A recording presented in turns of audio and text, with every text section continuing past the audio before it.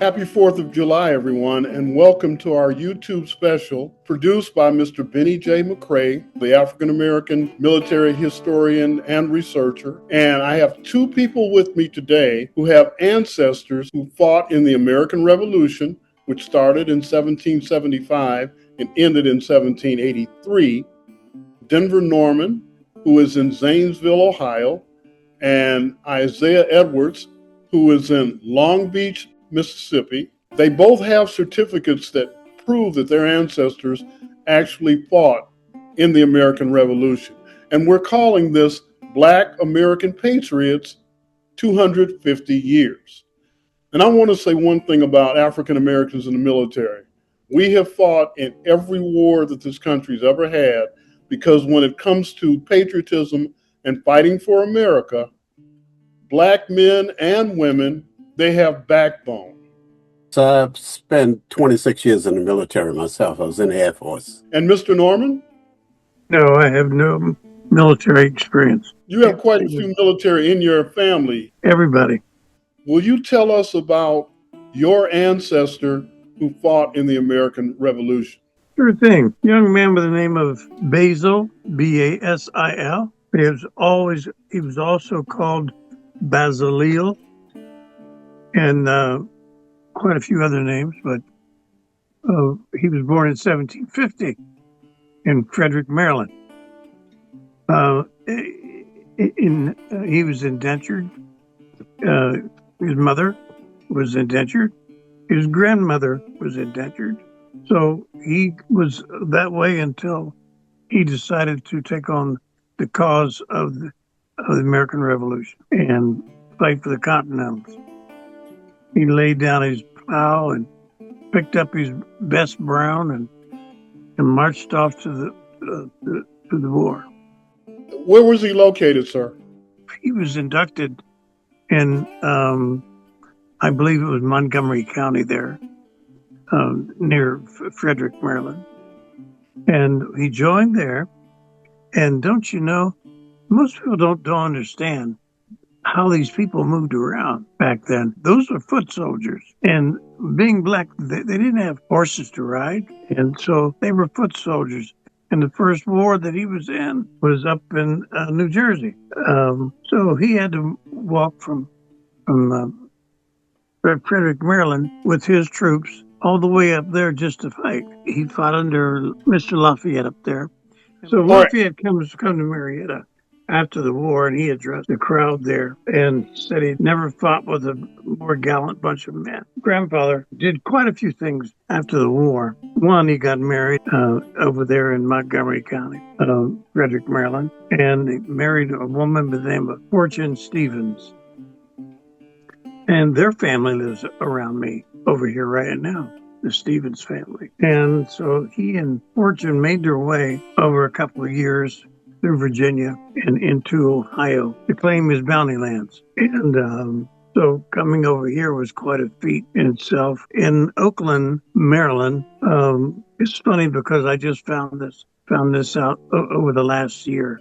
I called this historian over in Maryland, at Oakland, Maryland. And as a matter of fact, though, that the SAR contacted me from over there.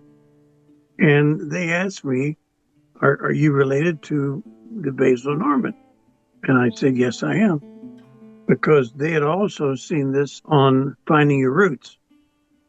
Skip Gates had a show 3 years ago, and Finding Your Roots. And somebody called me. A lot of people called me that night. And my phone was ringing off the hook. And they said, your family's on to Find Your Roots. So anyway, I decided about 1 o'clock in the morning, I decided to get up and get on my phone and find the station and watch the show. And so I just saw a white lady on there. So I turned it off, went back to sleep. So the next day it bugged me, so I got it out again. And her name was Rebecca Hall. And he had her on there. And I listened to the whole story. And she told Skip Gates, she says that she knew her mother had black blood in her And her mother always said that we have black blood, but she said she would never tell me how. So that's why she contacted Skip. And he told her, he said, I'll tell you how black you are. He said, you're a direct descendant, 6 generations from Basil Norman, and fought in the revolution. So she was all excited about that. But she also came out that year with a movie called Passing. She's a director and producer. Here's a $64,000 question. How does it make you feel knowing that you had an ancestor who fought in the American Revolution and represented not only our country, but Black America? It makes me feel like I can walk out in the morning air and stick my chest out. It means that I can walk into any building in the United States and feel like I'm a part of the crowd. I had a pocket full of information. I just felt like I could walk into any situation and sit down at the table. I may not know you or what you've done, but I felt like we could have a conversation and that I had something to add to it.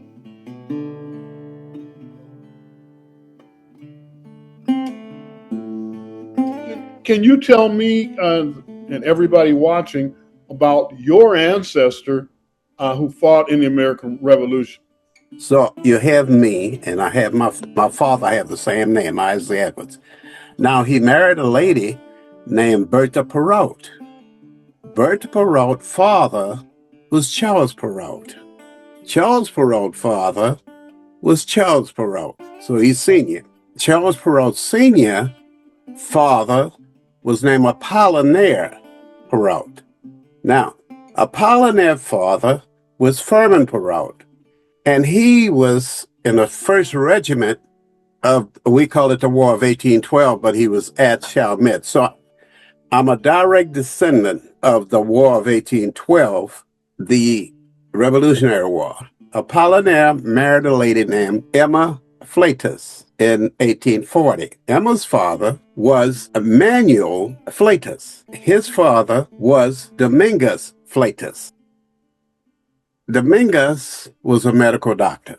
Galvez was over New Orleans at the time. Galvez realized that he could not, as a military person, because that's what they were at that time, you had military people that was over the Louisiana area, because the Spanish at that time was in charge of New Orleans. Well, he sent for all the Canary Islanders. See, mine is just a little bit different because I link from the Canary Island. What a lot of people don't know, the Canary Islanders, the indigenous people of Canary Islands was not Spanish. They really was Africans because the Canary Islands is north of Africa. He migrated to New Orleans, not as a military person, but you had all these people to come because at that time they needed to inhabit New Orleans. New Orleans was really not that large, so Galvez said, hey, we need other people here.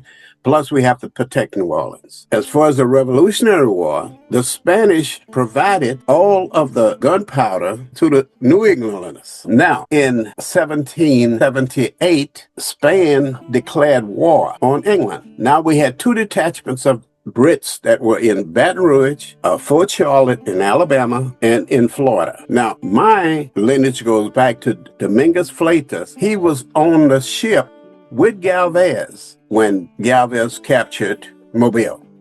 That's the lineage I have, and I don't know that much about my family other than my grandfather, because my great-grandfather died in 1923, but they didn't talk about any of this.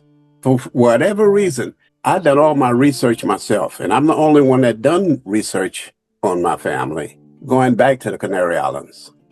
But I can't say if Domingos were black or white, because he could have been black or he could have been, I'm not saying white, he was Spanish. They have an organization in New Orleans, the Icelandos. When I went out to join them as a unit, they said, well, we didn't have any blacks that I know of. I said, well, I know for a fact, and I have documentation that I'm a descendant from a person from the Canary Islands. Now, I'm talking to people darker than I am that they didn't know if the Mingas were black or white. But anyway, I went back with the documentation, and I was able to join Icelandos. And many of them were descendants of the American Revolution. I know both you and Mr. Norman have the certificates, Sons of American Revolution. How difficult was it to get that certificate?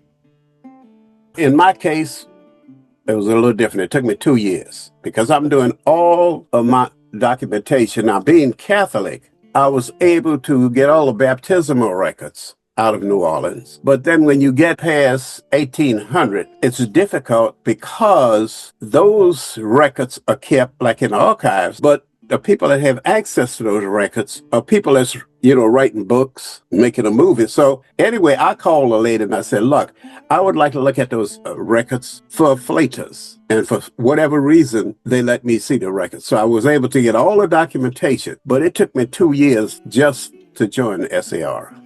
Mr. Norman, what about you, sir? How difficult was it to get your certificate? It's very easy.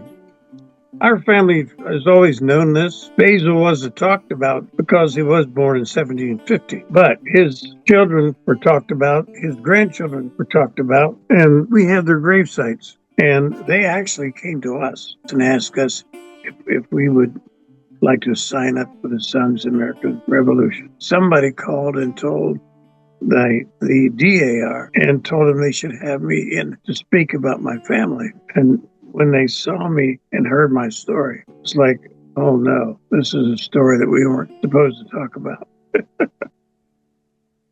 They gave me a large hand clap. And so since then, I don't participate. I don't march in the parades. They do call me and ask questions on occasion. And, it's almost like we have something that y'all don't have. And we're quite proud of it. We always say the Normans have fought in every argument that America's ever had. So I do have proof here of the names of the soldiers that fought in the Revolution, Basil being one. We have ones that they fought in the War of 1812 and World War I, World War II, and my nephews in the Middle East, things like this. But we've always been involved. I tried to go to the military myself when I was in high school, and they wouldn't take me because my oldest brother was killed in the Navy. And they always said I was the youngest one in the family to keep the family name going, and they wouldn't accept me. Thank you for representing your family and their contribution as American patriots. Thank both of you for bringing this history to us. On the 4th of July, your families will both be represented. Really thank you for your time. I would also like to once again thank researcher Mr. Benny J. McCrae for putting this together. I'd also like to thank Cheryl Starworth because she's our technical director. And then one final thank you to the Dakota County and Minnesota Library for letting me use their facilities to do this interview. Once again, happy birthday, America. God bless.